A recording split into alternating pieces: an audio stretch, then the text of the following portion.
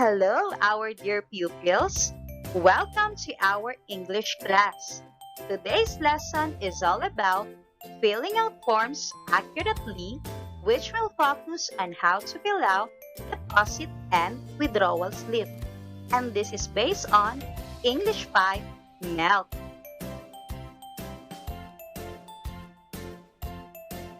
Let's have first a short review. In our previous discussion, we tackled how to fill out a student registration form. Let's start first with the name. If the form is asking for your name in this format, last name, first name, and middle name, it should be written like this one. De la Cruz Daniel Bernardo, followed by the name of school, Bright Future School Incorporated, and the LRN or the 12-digit Learner's Reference Number. Next, birth date in this format, month, day, and year, so it should be written as March 23, 2010. Sex, let's write male, complete address including the country, 123 ABC Street, Lias, Marilao, Bulacan, Philippines. Father's name, Danny de la Cruz. Mother's name, Kat de la Cruz. And for the last entry, signature of our printed name of the student. Write first your name and then affix your signature. Let's unlock first some of the terms that we will encounter in our lesson. First word is account. Account means a statement of transactions involving a particular item or a particular person or concern. For example, my father opened a new bank account last week. Next, let's have the word deposit. Deposit means to place, especially for safekeeping or as a pledge. It also means to put in a bank. For example, Mr. Lopez deposited 10,000 pesos on his bank account yesterday.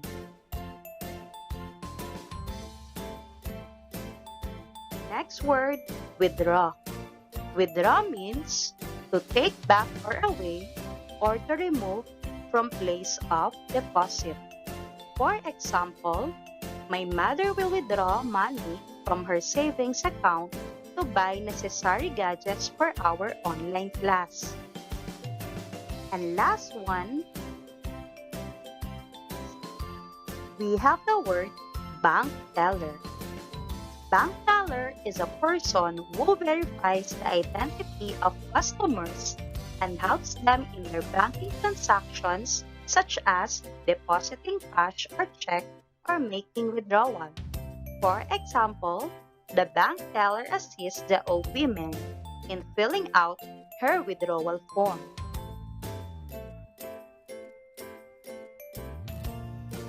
Now, let's start discussing how to fill out withdrawal and deposit slip. What is a deposit slip? It is a small paper form that a person fills out to show how much money he or she is putting in a bank account. For example, you have 5,000 pesos and you will save it for future use. If you will put your money in a bank, you will fill out first a deposit slip.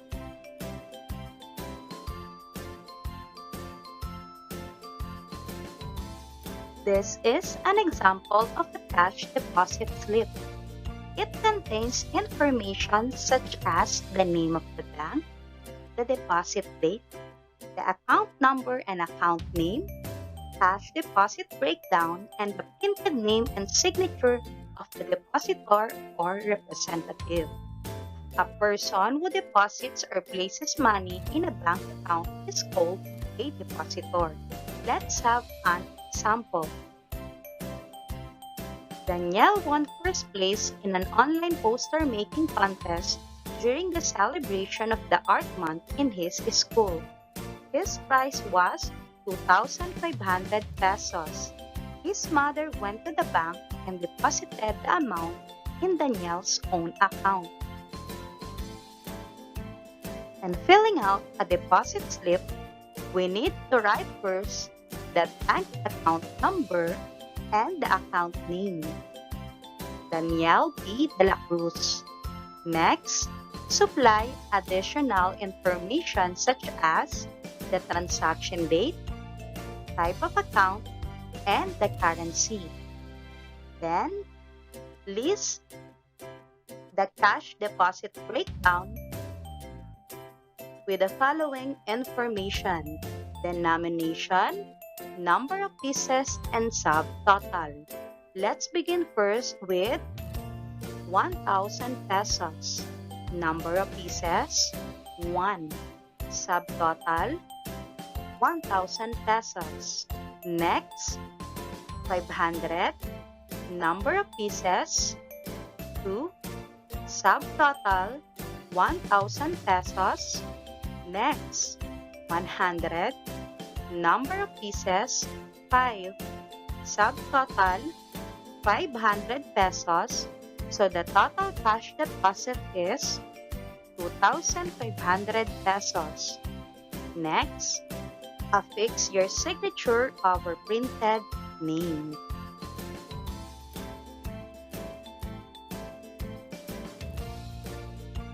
How about a withdrawal slip? It is a small paper form that a person fills out before withdrawing money from the bank. After filling out a withdrawal slip, a person signs on it in the presence of a bank teller. This is an example of a withdrawal slip. It contains information such as the name of the bank, transaction date, account number and account name, and the amount of withdrawal in words and in figures. Let's have an example.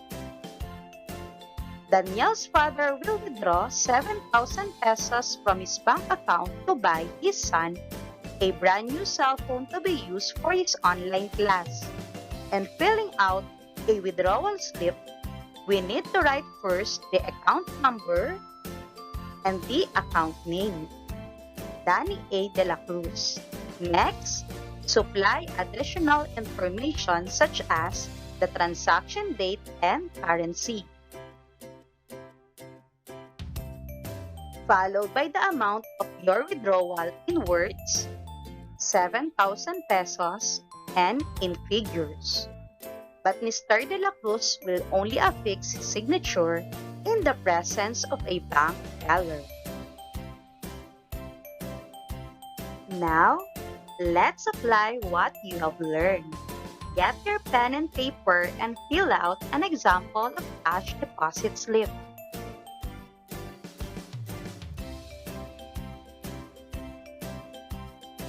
This is the cash deposit slip that you are going to fill out. Situation: Sydney De La Cruz has a savings bank account and she wants to deposit an amount of 1,500 pesos to it, with the following cash breakdown: 2 500 pesos and 5 100 pesos. Her bank account number is 1234 555 678. You have 25 seconds to answer all the 5 questions. Your timer starts now.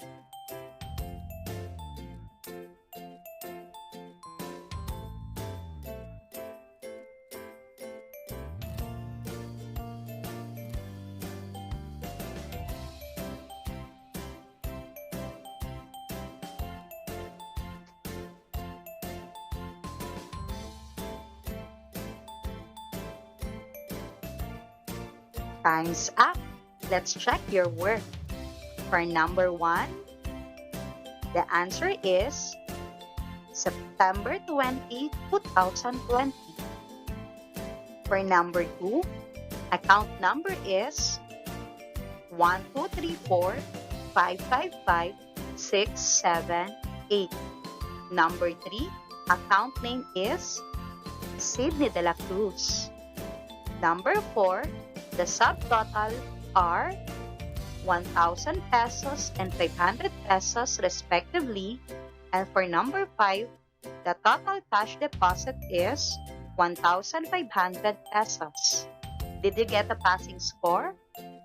Very good! Before we end our discussion, I want to remind you to always read instructions carefully, write legibly, and fill out forms accurately.